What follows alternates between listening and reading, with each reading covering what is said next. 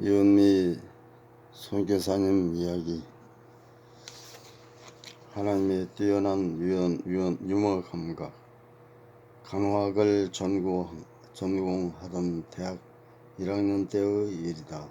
그 당시 나는 내가 다니던 담임 목사님의 큰 딸인 언니와 자주 어울렸다. 어느 날은 언니가 부흥회에 간다기에 나도 동행하기로 했다. 평소에도 언니와 함께 다니기를 좋아했기에 그날도 별 생각 없이 따라갔는데 내 일생 일대의 사건이 그렇게 시작되었다. 목사가 된 이유가 설교 시간에 졸지지 않기 위해서라고 말할 정도로 설교 시간에 자주 졸았다. 나는 그날도 어김없이 졸고 있었다. 그런데 비몽사몽한 내 옆에 앉아있던 언니가 갑자기 머리를 자리에서 일어났다. 나는 설교가 끝나서 언니가 집에 가려는 줄 알고 언니를 따라 자리에서 일어났다. 언니와 함께 차를 타고 왔기 때문에 그곳에서 언니를 잃어버리면 안 된다고 생각했다. 그런데 언니가 걸어간 곳은 교회 출입문이 아니라 목사님이 설교하고 계시는 강대상 앞이었다.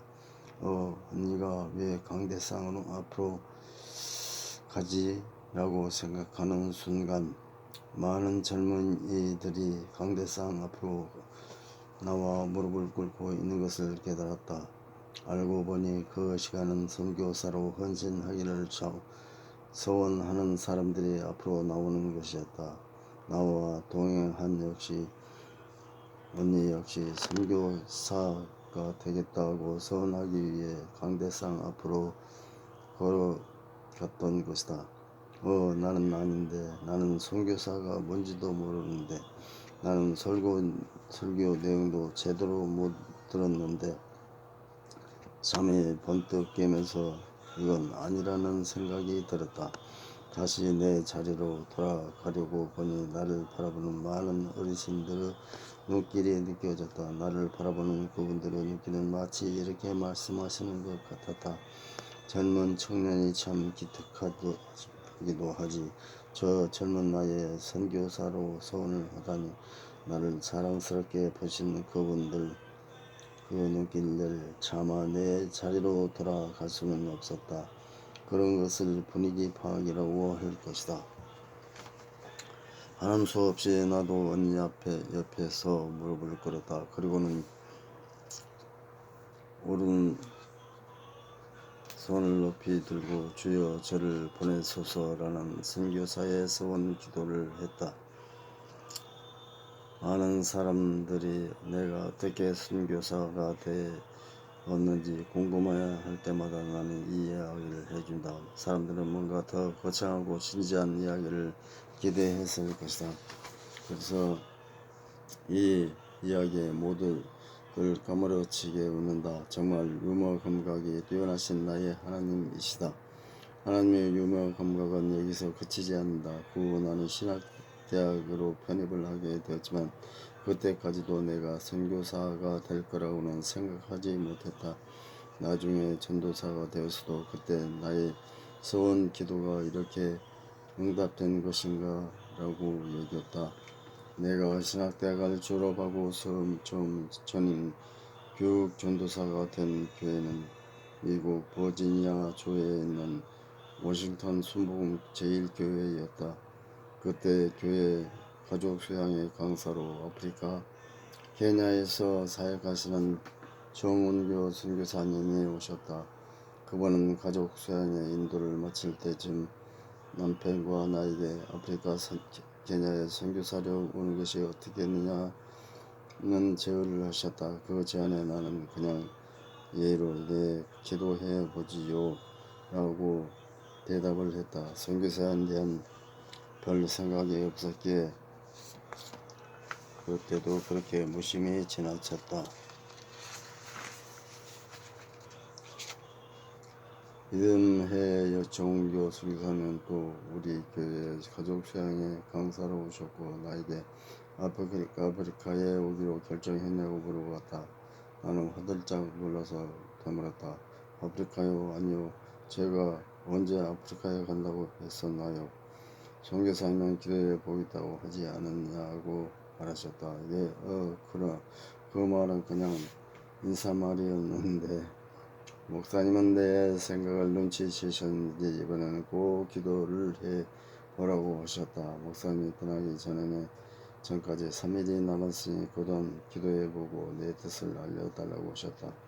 3일 내에 결정을 아프리카에 선교사로 가는 것을 어쩌지 우리는 안 갈 건데 아프리카에 아무런 비전도 없는데 이런 죄를 받다니 어쩐다.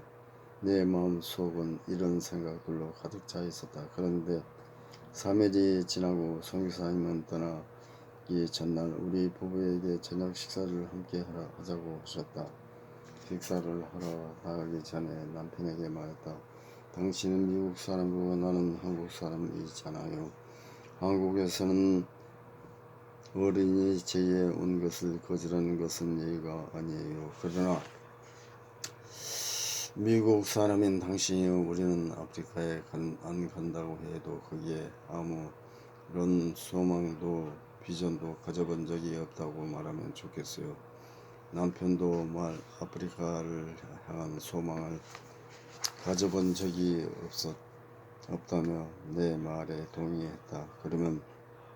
그래서 우린 안 가기로 말을 맞춰놓고 정 선교사님을 뵈러 나갔다.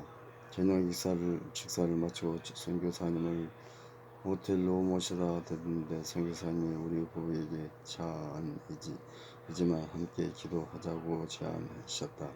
먼저 기도를 시작하신 선교사님은 내 남편인 빌 전도사가 기도하기를 원한다면 기도를 마치셨다.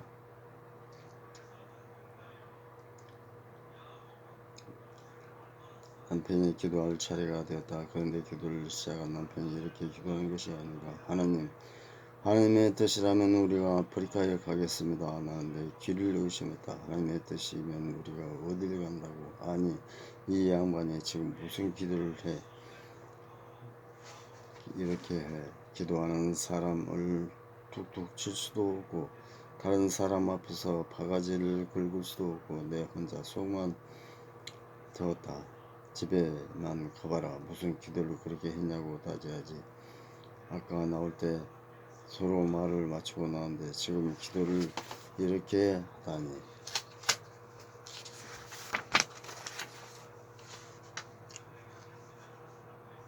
이런 말이 안 되지. 이건 말이 안 되지.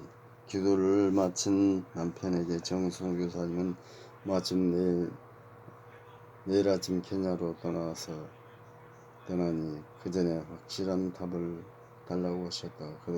그렇게 우리는 해줬고 나는 집에 도착하기가 무섭게 어떻게 남자가 변덕스럽게 집을 나서기 전에 했던 말과 다른 말을 할 수 있느냐고 따졌다. 남편이 말했다. 남자가 변덕스러운 것은 좋지 않지. 그러나 하나님을 믿는 사람이 성령님의 음성에 순종하지 않는 것은 더더욱 좋지 않은 일이잖아. 기도하는 순간에 성령님이 내 기도를 그렇게 인도하시는데 내가 어떻게 하겠어. 순종하는 수밖에 없지 않겠어. 남편의 말을 들으니 나도 딱히 할 말이 없었다. 지금 당장 급한 것은 내일 아침까지 정 선교사님에게 확실한 답을 드려야 한다는 것이었다. 우리 부모는 고민했다. 우리가 아프리카에 가는 것이 정말 주님의 뜻인지 아닌지 어떻게 빨리 알아볼 방법이 없을까. 고민 중에 성경을 무작위로 펴보기로 했다. 그래서 성경을 펴서 예수님의 부활 부자 청년에게 있는 것을 모두 팔고 주님을 따르라는 이야기가 나오면 하나님의 뜻인 줄 알고 그냥 가자고 했다.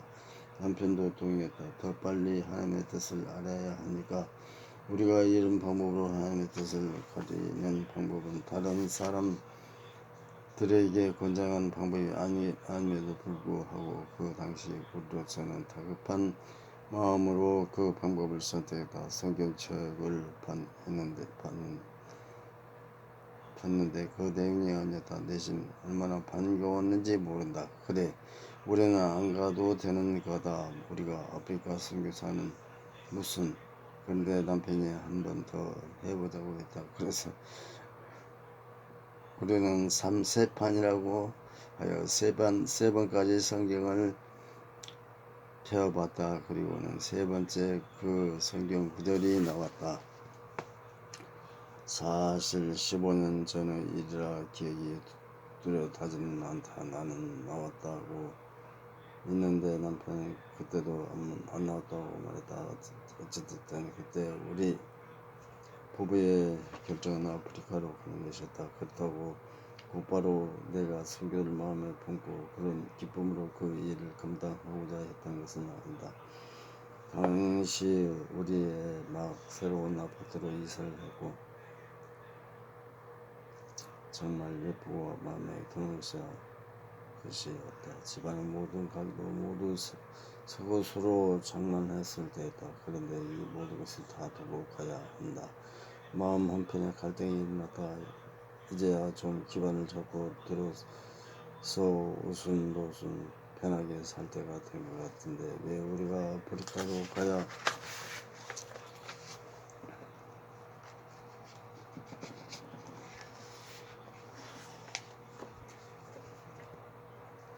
하는지 납득이 잘 되지 않았다. 그것도 가지고 있는 것 다 팔고 말이다. 하긴 팔아야 할 것이 다른 사람들에 비하면 그렇게 많지 않았으므로 우리가 아프리카로 가는 것이 다른 사람들에 비하면 그렇게 힘든 결정이 아닐 수도 있었겠다. 일단 모든 것을 팔고 아프리카에 가기로 결정한 뒤에 둘이서 아파트 앞을 산책하려 나가다. 그런데 그때 하나님이 우리 부부에게 신선한 은혜를 주셨다. 갑자기 세상의 모든 물질적인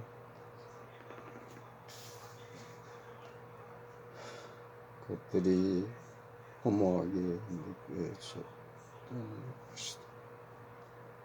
와, 이게 다 뭐야.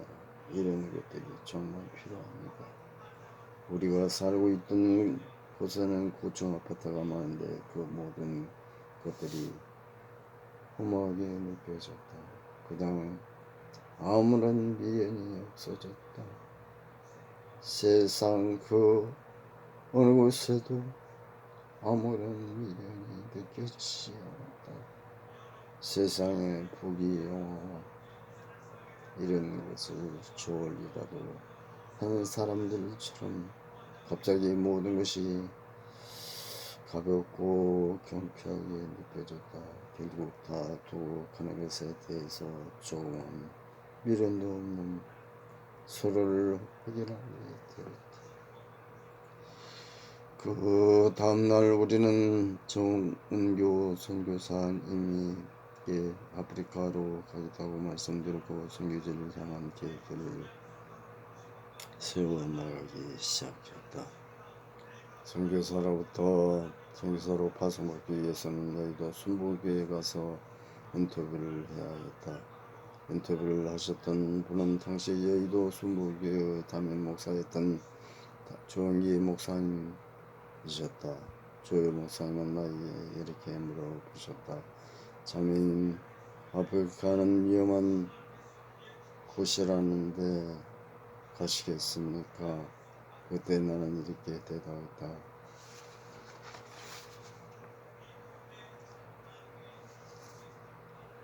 네, 가겠습니다. 목사님, 제가 신학대학을 다닐 때 어떤 교수님이 이런 말씀을 하셨습니다. 하나님의 뜻이 있는 곳에 있으면 그곳이 가장 안전한 곳이고 하나님의 뜻이 없으면 그곳이 가장 위험한 곳이라고요. 저는 지금 아프리카에 가지 않으면 위험합니다. 하나님의 뜻이 아프리카에 가는 것이기 때문에 저에게는 아프리카가 가장 위험한 안전한 곳이라고 믿습니다. 조 목사님은 이 답변이 마음에 드셨는지 밖에 있는 담당 사역자에게 사명감이 있는 것 같으니 보내도록 해. 나는 짧은 말과 함께 그 자리에서 아프리카 선교사로 파송을 해 줬다. 그렇게 해서 나는 아프리카로 떠나게 되었다.